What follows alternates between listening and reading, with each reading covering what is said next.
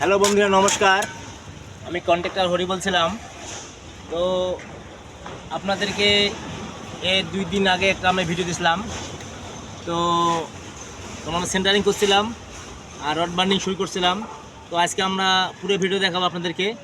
এই আপনার সাথে ঢালাই শুরু করেছি, সেটা হলো হ্যান্ড মেশিনে। তো আপনারা দেখেন আমরা যে ধাপ ঢালাই করতেছি, এই যে সেই ঢালাই করতেছি, দেখেন আমরা কীভাবে ঢালাই করব আপনারা একটু দেখেন।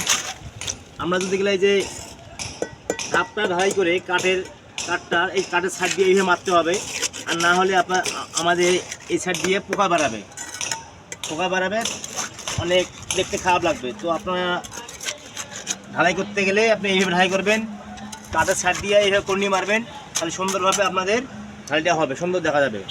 তো আমাদের রড বার্নিং একটু দেখাও। এই যে আপনারা দেখেন, এই আমাদের সিঁড়ির উপরে এই বিল্ডিংয়ের মধ্যে দেখেন, এই যে আমাদের ইনভাইটেড বিম আছে। তো আমরা লোডটা যে দেবো কিসের উপরে দেবো, সেটা আমাদের এই বিম আছে, এই বিমের মধ্যেই লোডটা সমস্ত আসবে। ওই কারণেই আমরা এখানে ইনভাইটেড একটা বিম দিছি। আর আরেকটা বিম আছে, দেখেন উপরের বিল্ডিংয়ে আছে, দেখতে পাচ্ছেন আপনারা। এই যে এখানে একটা আমাদের বিম আছে, ইনভার্টেড বিম। তো এই লোডটাও আমাদের এই বিমটা নেবে, ওইটাও আপনাদের বিমটা নেবে, ওই জন্য আমরা এই বিমটা দিয়ে দিয়েছি। তো আশা করি বন্ধুরা আপনাদের সবার কাছে ভিডিওটা ভালো লাগবে, অবশ্যই শেয়ার করে দেবেন, বেশি কমেন্ট করবেন। তো বন্ধুরা ভালো থাকবেন, নমস্কার।